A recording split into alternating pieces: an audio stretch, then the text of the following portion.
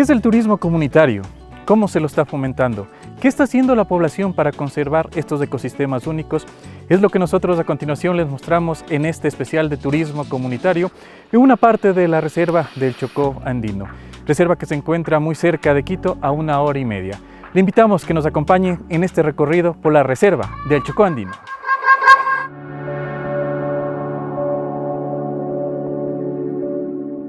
Y seguimos en este especial de turismo comunitario. Qué importante también conocer cuáles tipos de plantas se deben conservar en este lugar, cuál es también la tarea que tienen todos los que visitan este sitio dentro del turismo que se hace. Para ello vamos a hablar con el ingeniero forestal Nicanor Mejía, a quien agradecemos también por recibirnos, por darnos la apertura, para conocer un poquito también qué hay en este territorio. Bienvenido y gracias también por estos minutos que vamos a poder conversar sobre este ecosistema único. Hola, buenos días, ¿qué tal? Muchas gracias por la invitación. Para mí es muy importante también que me hayan tomado en cuenta para estas actividades que están realizando acá. Como todos sabemos, aquí estamos dentro de un ecosistema muy importante aquí en el país que se llama los bosques nublados, que son en sí los ecosistemas encargados de mantener el ciclo normal del agua, que si llegan a desaparecer se va a alterar todo el ciclo del elemento vital que tenemos aquí, ¿no? Dentro de nuestra zona, dentro del noroccidente del país. Bueno, aquí en esta zona es una zona bastante biodiversa a nivel de plantas, de árboles y también especialmente de plantas epífitas, por ejemplo como las bromelias, las orquídeas. Aquí es su paraíso, como se puede decir. Hay una gran parte de la flora de Ecuador está concentrada aquí. También porque hay una gran diversidad de plantas, también existe una gran diversidad de animales, de aves. Tenemos aquí la parte de Mindo, que es una zona bastante reconocida a nivel mundial por el tema del aviturismo, pero todo está interconectado, ¿no? con los bosques, todo eso. Aquí también existen bastantes plantas que están ya en peligro de amenaza, porque existe un gran fraccionamiento acelerado de los bosques de acá del noroccidente, bueno, en general de Ecuador, ¿no? En Ecuador más o menos se deforestan unas 20.000 hectáreas por año, pero aquí en la zona ya se han emprendido bastantes proyectos, bastantes iniciativas en empezar a restaurar ya los parches de bosque, en tratar de crear conectividad entre las áreas. También hay varios proyectos de restauración, de reforestación, en donde más o menos en los proyectos que he podido participar ya se ha establecido alrededor ya de 1 millón de plantas, de árboles plantados aquí en todo el noroccidente de Pichincha, más o menos con unas 200 especies de árboles. Entonces eso, igual también aquí tenemos especies que son amenazadas. Por ejemplo, aquí lo que podemos ver, si nosotros nos paramos aquí en el sector de Miraflores, aquí en Anegalito, podemos ver una palma muy especial, que es la palma de Ramos.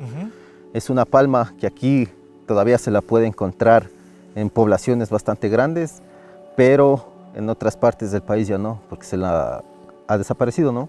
Y esta palma, perdón que te corte, es importante para la conservación también de los loros de una especie. Claro, ajá, sí, es porque les sirve para hacer nidos dentro de estas palmas. También sirve de alimento a otras aves también que dependen directamente para su alimentación, ¿no? Como el caso de las pavas de monte, los loros, tucanes que comen estas palmas, ¿no? Igual estas palmas cuando botan semillas al piso caen, y ahí hay mamíferos también que dependen de esta plantita, ¿no? Y aquí todavía hay bastantes, entonces se debe tratar de cuidar estos ecosistemas. Es una palma que es bastante sensible, solo crece dentro del bosque. Necesita del bosque para poder germinar. El tiempo de germinación esta palma es de entre 1 año y 2, desde que cae la semilla del árbol, de la palma. Entonces debe sufrir un proceso bastante grande en el piso, ¿no? Para que la semilla se pueda abrir y pueda salir la nueva plantita. Y ahora, con la aparición de los potreros cada vez que se aumentan, esta palma tiene dificultades, ¿no? En el potrero, porque cae en el pasto y no puede germinar, o bien las vacas y matan las semillas. Entonces, y también las palmas se ha visto que envejecen rápido en los potreros. Entonces, tal vez por la acidez que producen las vacas con la orina, tal vez eso es algo que se debe investigar mejor, ¿no? Entonces es importante también. Dentro también de esto del turismo comunitario que estamos mencionando, ¿cuán importante que la gente entienda este concepto de turismo comunitario, que no es solo venir y disfrutar de la naturaleza, sino también conocer este ciclo, estos procesos, el modo que se debe conservar y más que nada creo también tener esta conciencia de permanecer que lo menos tiempo posible con un impacto? Claro, sí. Bueno,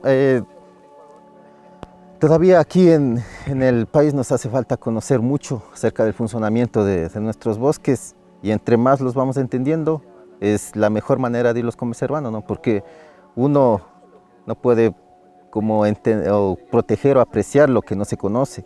Entonces, dentro del turismo comunitario se debe empezar a entender cómo funciona cada planta, cada animal, y ahí se le va generando un valor agregado.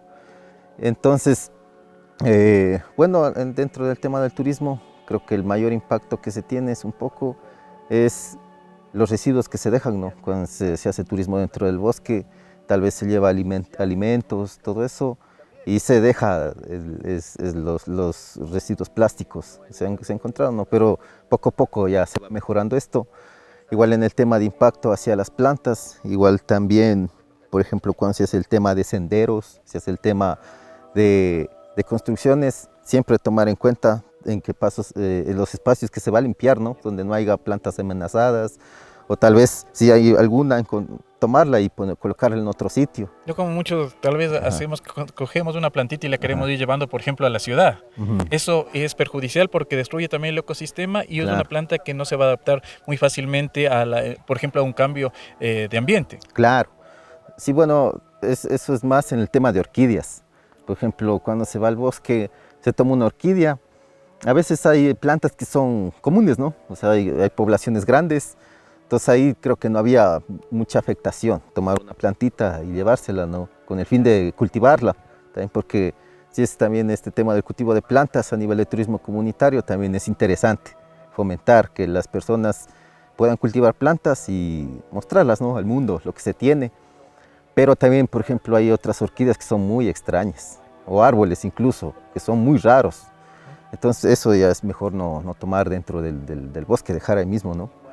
Igual también conocer un poco su ecología, ¿no? Entonces, por ejemplo, si se lleva una planta de aquí a Quito, entonces tiene mayor probabilidad de que se muera, porque no es su clima. O como lo mencionaba, el tema de las palmas. Entonces, si se lleva una palmita, y por ejemplo se la planta en un sitio donde no tiene mucha protección de árboles, no está fuera del bosque, le va a costar más tiempo crecer. Las palmas siempre crecen bien, esta palma de cera dentro del bosque. Necesita la protección del sol, tal vez los nutrientes que están solo dentro del bosque. Nicanor, entonces, ¿cuál sería el mensaje a la ciudadanía que nos está mirando? Aparte de querer conocer más sobre el turismo comunitario, que cuando se llega a estos ecosistemas únicos, ¿qué deben hacer? ¿Cuál es el llamado? El llamado es primero a empezar a entender cómo funcionan nuestros bosques. Eso es lo principal. Aunque bueno, en Ecuador es una información todavía que recientemente se le está creando, pero siempre podemos seguirnos educando en este tema, ¿no? También dentro del turismo comunitario es importante, o sea, hacer un llamado a seguir plantando árboles, o a seguir, por ejemplo, rescatando plantas, tal vez de sitios donde se va a planificar una construcción o algo, siempre ver qué es lo que se va a limpiar, ¿no? Entonces eso es importante también, irlo removiendo hacia sitios donde puedan seguir creciendo. También ahora está en auge el tema de los viveros de plantas nativas. Es muy importante porque igual en Ecuador no existen muchos viveros de plantas de aquí de la zona, ¿no? La mayor parte de viveros grandes de aquí del país son de especies comerciales, ¿no? Por ejemplo, de teca, melina, que son árboles que vienen de afuera, que se utiliza para producción de madera, pero no hay en sí un vivero grande, gigante todavía aún de plantas nativas. Hay pequeñas iniciativas ahora que están creciendo, entonces también sería un factor bastante interesante dentro del turismo comunitario, conocer cómo crecen las plantas, el tiempo también de germinación de las semillas. Hay árboles que germinan la semilla en 3 días, por ejemplo el caso de las guavas. En cambio hay árboles que demoran años en germinar. Entonces, si nosotros vamos conociendo esto, nosotros vamos a ir manejando mejor también nuestro tema del manejo del bosque y por consiguiente, ¿no?, el tema del turismo comunitario. O sea, cómo mostrar al mundo, cómo mostrar al turista que viene acá, cómo funciona tal o cual especie. Ok, queremos agradecer a Nicanor Mejía, ingeniero forestal, quien nos acompañó estos minutos. También pudimos conocer más sobre ese ecosistema. ¿Y de qué estamos hablando? Nosotros a continuación queremos que usted también lo vea desde el aire. ¿Cómo se ve la reserva del Chocó andino? Unas tomas que nos va a acompañar también para que usted visualice la importancia de conservar este territorio.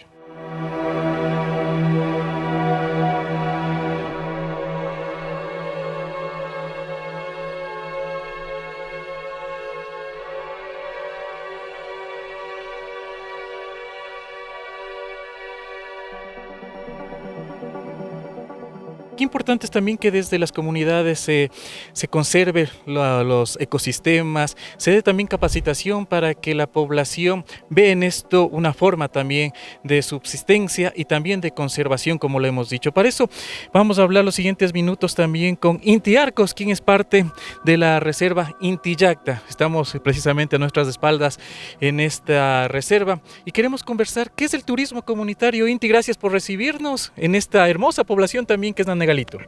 Mucho gusto, muchas gracias por el espacio. Bueno, sí, efectivamente estamos en la loma o cerca de la Loma de los Osos, en la parroquia de Nanegalito, una parte equidistante de la reserva de biosfera. Y para nosotros el turismo comunitario, el turismo regenerativo, el turismo sostenible, es súper importante porque es una alternativa, ¿no? Una alternativa económica, una alternativa que va más incluso allá de lo económico, que es una alternativa también para conservar estos ecosistemas. Es una alternativa que se enlaza a otras alternativas económicas, ¿no es cierto?, como la ganadería de leche, los quesos, el yogur, la panela, las frutas, todos los vegetales, todo lo que se produce acá en el territorio, de alguna u otra manera se encadenan al turismo. Y la cosa es cómo hacemos un turismo además de bajo impacto, un turismo que regenere no solamente los ecosistemas, sino también nuestras vidas, nuestras economías, no para enriquecernos, pero sí para vivir bien, ¿no? Lo que dice nuestra Constitución. El turismo puede ser una herramienta para la búsqueda de ese vivir bien y una alternativa al tema extractivo también, ¿no?, al tema de explotación, que normalmente es el tema de la minería, el petróleo, del extractivismo, ¿no es cierto?, en general. Es una riqueza que centraliza los recursos, ¿no? O sea, cuando tú te das cuenta cómo funciona aquí el turismo, ¿no es cierto?, una persona que baja desde Quito, viene recorriendo la carretera, se para en Nanegalito, se come un bolón, se va a Nanegal, se pega su segundo, su almuercito, ya contrata por ahí un guía o se va a nadar en el río, se toma, no sé, una bebida. Esa riqueza se va repartiendo en muchas manos, al contrario de estas actividades extractivas de explotación, en la que lo que pueda salir de minerales o de petróleo normalmente va a un gobierno centralizado, que ha sido históricamente, o a las empresas que tienen los recursos para hacer este tipo de actividades, ¿no?, que tienen el músculo financiero para financiar actividades de explotación a gran escala, mediana escala, lo que se quiera, y eso centraliza la riqueza en vez de repartirla, ¿no? Y eso es uno de los problemas graves de nuestro país. El turismo, estoy totalmente consciente y estamos conscientes aquí en las 64 comunidades que puede ser una alternativa más bien para caminar hacia la descentralización, para que la gente genere actividades, lo que llaman ahora bioeconomía, ¿no es cierto?, que está de moda, genera actividades alrededor del turismo, que muchas veces no son directas, ¿no es cierto? A veces pensamos que es solamente atenderle al turista, ¿no es cierto?, llevarle la comida, etcétera. Muchas veces no nos damos cuenta de todo lo que se encadena atrás, o sea, desde, no sé, se me ocurre producción de aceites esenciales, producción de diferentes tipos de bebidas, ¿no es cierto? La persona que está produciendo la leche con la que se hizo el queso, con lo que almorzó el turista, hay un montón de otras cosas alrededor del turismo que encadenan una economía. Es una economía sana que podemos además ir mejorando las prácticas, ¿no? ¿Ha sido difícil que la población adopte este concepto de este turismo comunitario, de un turismo sostenible? Sí, es complicado. El turismo, como les decía, tiene sus impactos, ¿no es cierto? Son unos impactos que a veces no los vemos o no somos conscientes de ellos, pero que tenemos que ir trabajando para remediarlos, ¿no? Y es difícil porque a veces desde el Estado central, desde las agencias de turismo nacionales, no han dado un suficiente impulso ni una orientación al turismo. No ha sido suficiente el apoyo, creo que todavía falta mucho. Sin embargo, aquí en el Chocó Andino tenemos yo diría, es uno de los lugares del país en donde más se ha desarrollado el turismo. Tenemos desde el emprendimiento chiquito de la señora que vende fritada, almuerzos, hasta loches carísimos como el Mashpilosh, Bellavista, Maquipucún, etcétera, que hacen turismo históricamente, ¿no es cierto? Turismo de aventura, etcétera, con una gran inversión. Pero también unos proyectos bien bonitos como la Magusa, ¿no es cierto?, de la familia del Sergio Basantes, de la familia Basantes, como el Señor Paz, que está aquí, que tiene una historia larga con aviturismo, que muestra especies endémicas únicas en el mundo. El aviturismo tiene un gran potencial económico, pero tenemos que cuidarlo porque el aviturismo es muy frágil, ¿no es cierto? Tú quieres que los pájaros estén aquí, cerca, que se puedan ver, que se puedan reproducir, ¿no? Y son especies que solamente con el sonido de los camiones ya tienen un impacto. El color, cuando vas a hacer un tour de pajareo, solamente el color de tu ropa ya tiene un impacto. Entonces, tiene que ser manejado de una manera muy sensible, ¿sí? Y ahí es cuando vemos cómo se podría contraponer el tema minero, por ejemplo, cómo amenaza la seguridad jurídica de los emprendimientos turísticos acá en el territorio, ¿no? Que sería terrible. Y precisamente de esto de que hablamos de este turismo comunitario, lo que, como lo mencionas, busca la conservación. Qué importante hoy en la actualidad que ha tomado fuerza la conservación ambiental y ahora también se lo quiere defender también lo que es la reserva del Chocó Andino, en otros lugares, por ejemplo, en INTA se está luchando por esta conservación. Así es, ahí al frente, aquí estamos viendo la cordillera del Toisán también desde acá, desde Nanegalito. También hay un gran desarrollo turístico y de otros encadenamientos productivos ahí, y también tienen el tema de la amenaza minera por la codicia de unos pocos, ¿no? De unas pocas empresas, unos pocos políticos que no tienen una visión a largo plazo de lo que es realmente el desarrollo sostenible, ¿no? Son miradas muy cortoplacistas de sacar dinero para ahora, rápido, mientras estás en el poder, sin medir las consecuencias económicas, sociales y ambientales que tiene ese apuro por la explotación sin medida, ¿no? de sacar dinero para pocas manos. Eso por darte un ejemplo, pero nos pasa igual cuando visitamos un río, ¿no es cierto? Y dejamos la basura en la orilla, ¿no es cierto? No estamos diciendo que está cerrado o llevamos una música estridente a un ecosistema como este, que te digo que la minería tiene impactos, pero el turismo también puede tener impactos. Si pones un parlante gigantesco, ¿qué gallo de la peña vas a poder ver? No vas a poder ver. Tenemos que cuestionarnos también la forma de hacer turismo, ¿sí? Y así como cuestionamos el tema minero, las otras formas que tenemos de relacionarnos con la naturaleza tienen que ser cuestionadas para mejorar. No es atacar a nadie ni nada, es para mejorar, para buscar la manera. Creo que las flores pueden reemplazar los plásticos. Si es que te llevas tu basura, si tenemos unos lugares donde se puede hacer el asado, pero sin molestar a los otros ni a los ecosistemas, estamos cambiando, ¿no? ¿Qué hacen ustedes en Intillacte? Es una forma también interesante, es una escuela de conservación, pero también de aprendizaje. Sí, justamente el proyecto de mi familia es un proyecto que inició con turismo de aventura, ¿no es cierto?, con el canopy. Más bien era para observar el canopy, la copa de los árboles, para aprender sobre eso, y hemos ido transitando hacia un centro de investigación, un centro de educación. Ahora es un bosque escuela, ¿sí?, donde vienen las escuelitas del sector, pero también vienen universidades, colegios, a aprender sobre estas cosas que estamos conversando, sobre qué realmente es turismo sostenible, qué es turismo regenerativo, cuáles son las alternativas al tema productivo, ¿no es cierto? Y eso es ahorita lo que nos estamos dedicando, a la educación, a los proyectos de conservación, de restauración, hablar con los vecinos, al tema de gobernanza, de organizarnos, de buscar alternativas, ¿sí? Para ir justamente sosteniendo este paraíso que todavía tenemos acá, ¿no? Que tiene que ser tratado con cuidado, tiene que ser protegido, ¿no? Y a veces nos han dicho, ¿no? O sea, ustedes no nos dejan explotar minería, pero ahí está todo el agua servida del pueblo al río. Ahí están los plásticos botados, y tienen razón, o seguimos botando bosque para hacer potreros. Tienen toda la razón.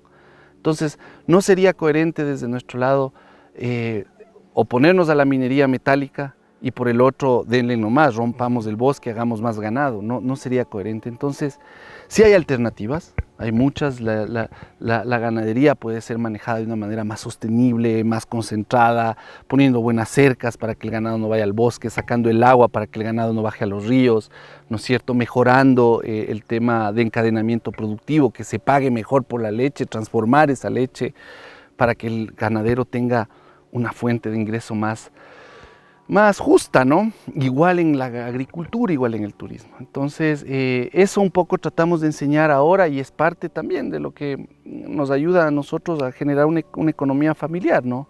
Que nos vengan, nos visiten, aprendamos, tenemos una malla curricular y les mostramos todos estos temas que hay alrededor, que son bien interesantes, porque creo que como humanidad tenemos que darnos ese espacio de ir declarándole la paz a la naturaleza. No estamos diciendo que no usemos los ecosistemas, no es eso. Hay que usar los ecosistemas, hay que usar el bosque, ¿no? Hay que usar los ríos, hay que usar todos los ecosistemas, pero la cosa es cómo los usamos para garantizar el futuro.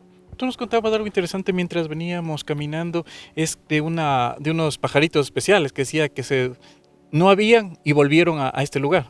Sí, estamos hablando de las pavas de monte.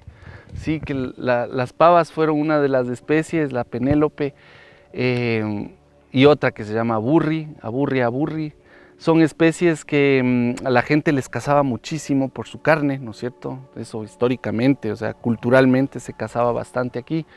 Pero ya como ha disminuido la cacería, ya las podemos ver, ya son bastante comunes. Las dos especies de pavas de monte, que son unos animales bastante grandes, ¿no? ¿Sí? Y digo esto porque si es que son tan grandes y pueden mantenerse y pueden reproducirse, es que todavía hay ecosistema sano para ellas, ¿no?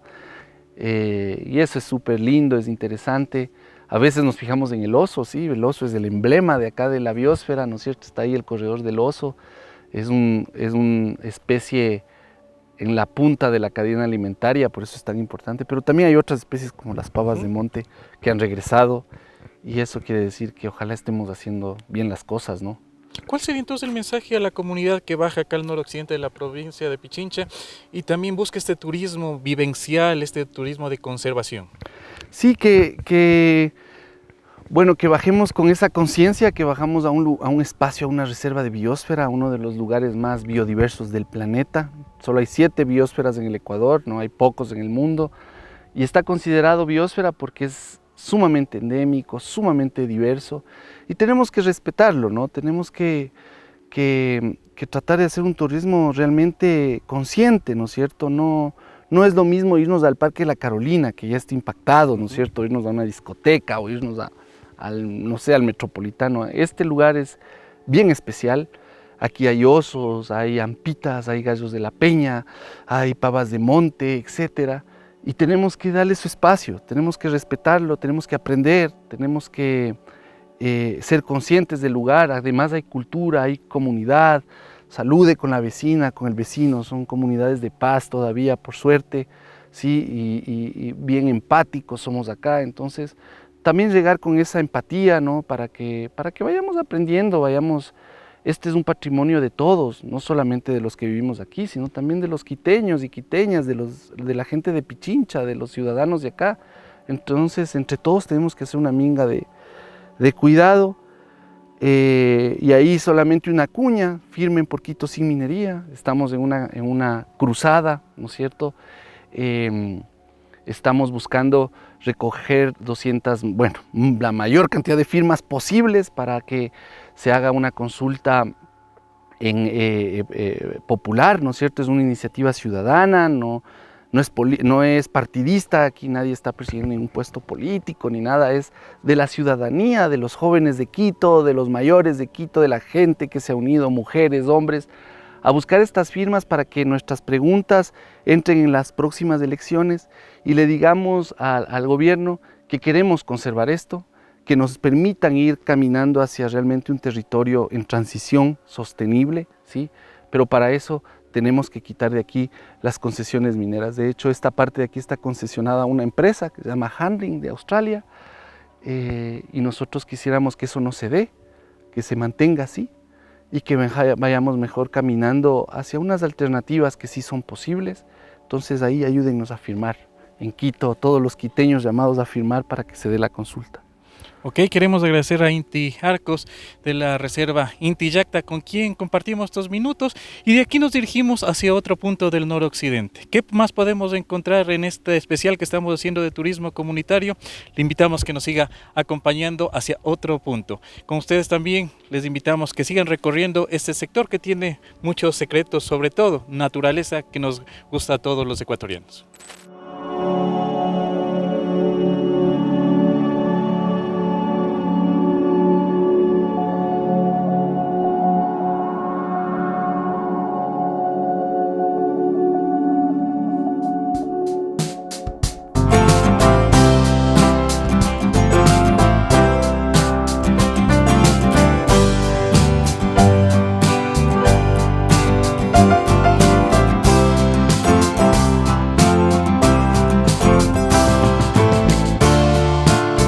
Seguimos en este especial recorriendo parte del Chocó andino, también dentro de este proceso de turismo comunitario. ¿Qué es lo más importante? Los emprendimientos, las personas que luchan también por la conservación de este pulmón de la provincia de Pichincha. Para eso vamos a hablar los siguientes minutos, y ya nos recibió también Carlos Muñoz, que como ustedes lo ven con esta espectacular vista, un proyecto que inició de esposos, ahora se ha convertido en una de las paradas obligatorias en este recorrido que hacemos desde Quito hacia Nanegalito. Carlos, gracias por recibirnos. Coméntanos dónde estamos. Hola, buenos días con todos. Sabes que nosotros estamos en el noroccidente de Pichincha, el noroccidente de Quito, la vía que va desde San Antonio hacia la playa. Estamos en el kilómetro 44, tenemos una cafetería ya muchos años. Estamos desde el 2001, realmente. Mi hija nació aquí en el año 2000 y tuvimos un corto lapso que nos retiramos por los típicos problemas que tiene nuestro país. Olas y olas de problemas, inseguridad, crisis del Niño. En esa época fue el volcán, la erupción del volcán Pichincha, las Torres Gemelas, todo un caos. Entonces cerramos y nos retiramos unos años hasta que volvimos en el 2006. Es interesante lo de ustedes, este proyecto. Bueno, nos contaba también Teolinda, que es tu esposa, cómo nació, porque esto, como lo vemos, no era así. Ustedes poco a poco lo han ido nuevamente forestando, conservando. Una iniciativa que para muchos no le ven al turismo comunitario como una fuente sostenible. Sí, verás, cuando nosotros venimos acá tampoco era la idea de hacer eso, ¿no? Sino que a nosotros nos nació, cuando adquirimos este lote de terreno, la idea de una casita para pasar el fin de semana.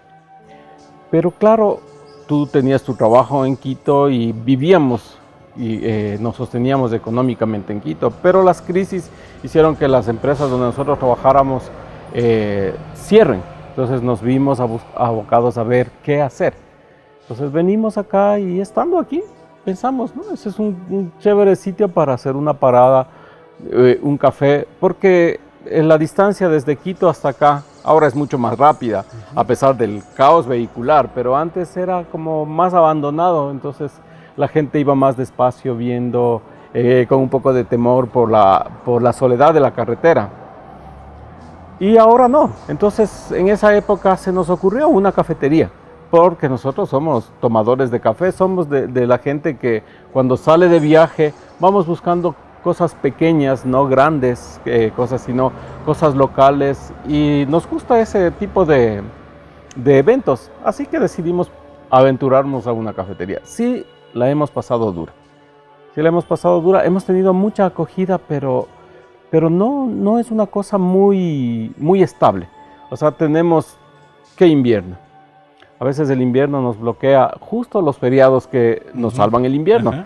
Cerrado el feriado de Carnaval, cerrado el feriado de Semana Santa, por los derrumbes, por la mala gestión de la carretera.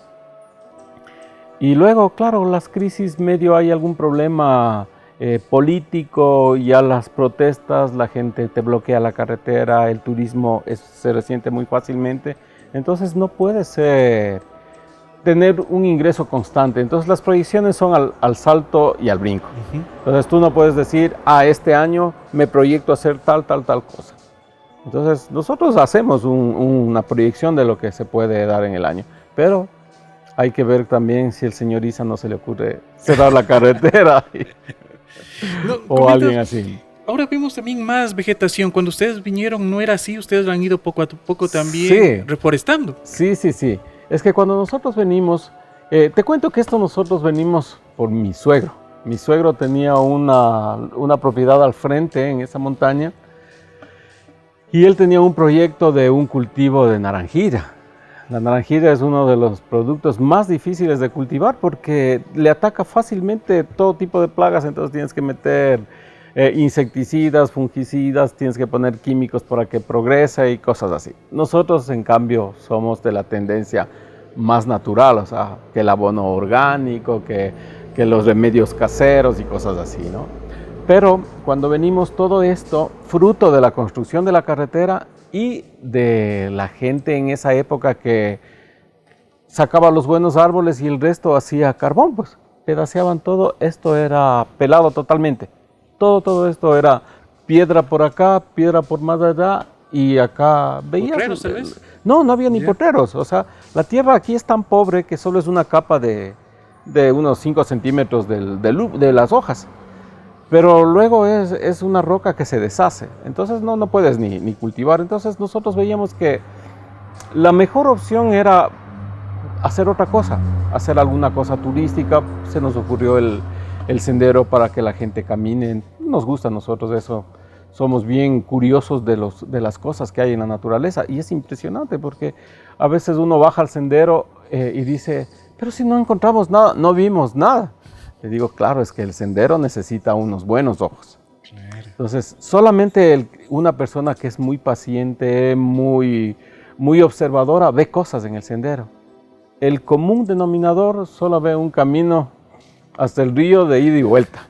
Entonces, de pronto para sacar físico, pero una persona que conoce ve mucha variedad de plantas, ve cientos de insectos, aves, mariposas, eventualmente te encuentras algún mamífero grande. Entonces, eso ha hecho que nos dediquemos más al turismo y a la conservación, porque ya viendo tanta cosa, uno mismo ya te sientes parte de esto. Pues, nosotros al principio, por ejemplo, poníamos insecticida en la casa. Decían, no, es que los insectos, el insecticida. Pero luego vas viendo que todo es un ciclo. Entonces, si le matas al insecto con insecticida, viene otro animalito, se come el insecto de insecticida y se muere. Ajá. Entonces ahora no. O sea, ya, amiguito bicho, retírate, este es mi espacio, tú afuera. ¿Por qué nace los armadillos? ¿Por qué el nombre? Muchos van a decir, son los armadillos, pero vemos... Pero ves colibríes. Sí, mucha gente siempre me dice, pero es que está de que ponga mejor los colibríes. Y el armadillo nació porque cuando venimos acá no había nada, esto era un trozo de tierra lleno de rocas, llantas viejas, porque aquí habían hecho una especie de campamento, la constructora, que era el cuerpo de ingenieros. Uh-huh. Entonces había mucha basura y cosas así, palos viejos. Entonces cuando nosotros llegamos, poco a poco fuimos clasificando, ¿no? La madera en un lado, y al principio inconscientemente queríamos disque quemar. Pero nada, vimos que la naturaleza hace su trabajo, pues. Y comenzó a podrirse esa madera. Y cada que veníamos, oíamos ruidos al principio sin saber qué era. Oíamos ruidos en los montones de madera. Una noche que hicimos una carpa, vimos que salían de ahí abajo una mamá, así una señora mamá de armadillo, con 6 hijitos.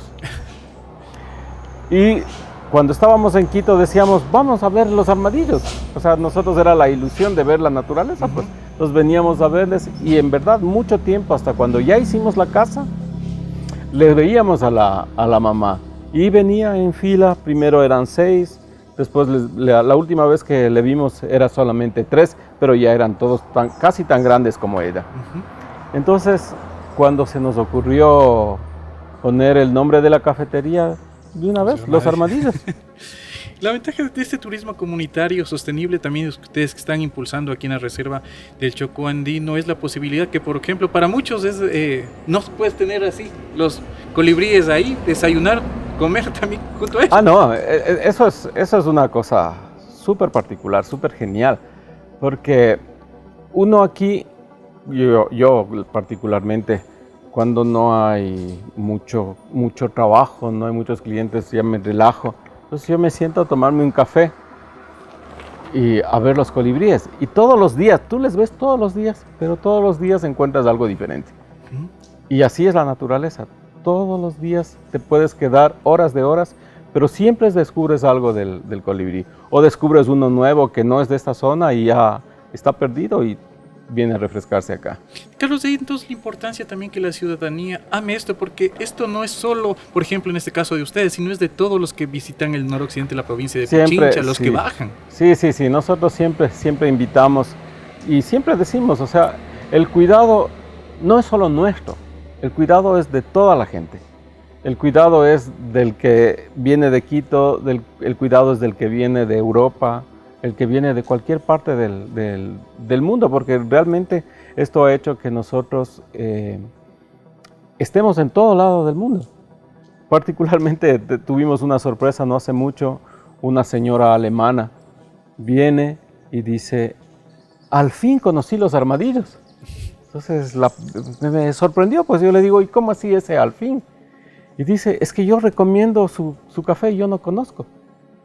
Y yo le pregunto, ¿y cómo así recomienda? Pues le comienzo a hacer la conversación.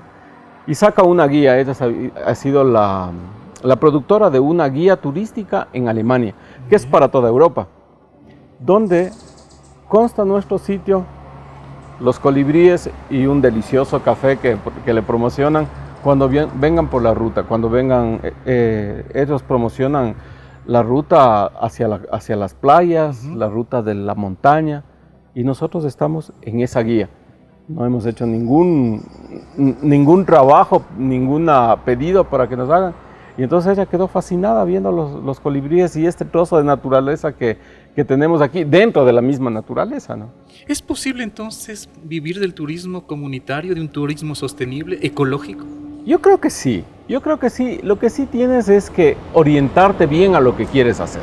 Porque tiene muchas satisfacciones, pero también tiene muchos problemas. Entonces, por ejemplo, para nosotros hasta ahora es muy complejo porque los servicios los hemos promovido nosotros mismos. Porque como estamos en una zona tan particular, por decirte, no hay agua, no hay alcantarillado, no hay luz. Entonces todo eso hemos ido buscando nosotros mismos, ¿no? Entonces, cuando yo vine acá y nosotros decíamos, ¿y ahora qué hacemos con las aguas negras? ¿Qué hacemos con las aguas grises? No sabíamos, porque como es roca, decíamos, ¿cómo hacer un pozo? Bueno, buscando el mejor sitio hicimos el primer pozo que se nos perdió en el primer aguacero. Pues. Pero después vimos otra manera de hacerlo, hicimos un excelente pozo que ya tenemos 15 años de ese pozo y funciona súper bien. El agua que consumimos, tenemos una vertiente, hacemos un triple filtrado para acá y cloramos en unas partes, porque no todo el agua la cloramos. Y justamente para evitar dañarle al agua mismo, ¿no? Porque el agua, particularmente cuando tú entras al baño y comienzas a lavarte con el agua, dices, qué rica esta agua, y te tomas, pues. Entonces, pero siempre, como es un agua natural, debe tener sus parásitos, porque estamos en la naturaleza, hay varios animales que consumen la misma agua que nosotros, ¿no? Entonces, de ahí la importancia de conservar este territorio, a propósito que hoy también se está consultando muchas de las comunidades, de la conservación ambiental, el respeto a la naturaleza. Por supuesto. La conservación es súper importante porque nosotros podremos en conjunto mantener el oxígeno de acá. Ves que ahora todo el mundo anda vendiendo oxígeno y nosotros somos el pulmón. Entonces hay que cuidar. Y sabes que otra cosa importante es que la misma naturaleza se encarga de ayudarte a conservar. Entonces conforme va recuperándose, vas teniendo árboles que concentran otras plantas, muchos animales, porque cuando pones haces un producto de deforestación con la idea de usar la madera dentro de 20 años, no solo que vas a usar la madera, sino que te acabas con tanta variedad de insectos, de aves que viven en la naturaleza, y de ahí las plagas. Entonces se acaban las aves, comienzas a tener muchas plagas. Entonces es súper importante. Y el agua, no se diga el agua. Aquí los helechos son las esponjas donde se almacena el agua y tenemos agua todo el año, a pesar de la parte seca, de los veranos intensos, del sol tan fuerte que es ahora, mantenemos nuestras fuentes de agua. Carlos, entonces, ¿cuál sería el llamado a la sociedad, también a la comunidad, al pueblo ecuatoriano en estos momentos que se busca esta conservación ambiental, ahora que estamos tratando de turismo comunitario? Yo lo que creo es que deben crearse, hablando de turismo comunitario, justamente, mucha gente piensa que para tener una propiedad necesitas cientos de hectáreas. No es así. Necesitas un poco de hectáreas donde tú conscientemente puedas ver la explotación, no en madera ni nada, sino la explotación en algún servicio para tu beneficio, pero que a la vez, por decirte, hay mucha gente que tiene ganado. Tiene 50 hectáreas de terreno, tiene 4 vacas y vive de sus 4 vacas con 20 litros de leche. Pero nunca sube más allá de su economía. Y es porque la visión es muy, muy cerrada. Y acá para Calacalí pasa lo mismo. Yo veo años que vivo aquí, veo que todos los años siembran el maíz y no siembran nada más. Y al principio, claro, eran unas buenas mazorcas de maíz. Ahora ya se pierde el maíz, la mazorca. Y la gente que tiene los terrenos cada año es más pobre. Entonces ese es un cambio cultural ya. Y eso yo creo que conversando entre todos, entre familias mismas, yo pienso que nosotros deberíamos tener una gente, no profesores, ¿no? Porque no deberían ser profesores, sino una gente con una preparación y una empatía tal que tú puedas dialogar con grupos de campesinos, con grupos de comunidades, para crear el cambio. Y el cambio hacia la tierra. El cambio hacia mantener bosques, mantener fincas grandes, pero parceladas en preservación de la naturaleza, preservación de agua para los animales, para la alimentación del futuro y para el beneficio propio, ¿no? Yo creo que se puede. Ok, queremos agradecer a Carlos Muñoz, quien ha compartido con nosotros. Ya saben, esta es una parada obligatoria en este recorrido. Si usted va a ir desde Quito hacia Nanegalito y las poblaciones del noroccidente de la provincia de Pichincha, la cafetería Los Armadillos, una propuesta también de turismo comunitario que usted la vive, la puede sentir. Pero quiere ver cómo es la cafetería Armadillos desde el cielo. Veamos a continuación en esas tomas de dron.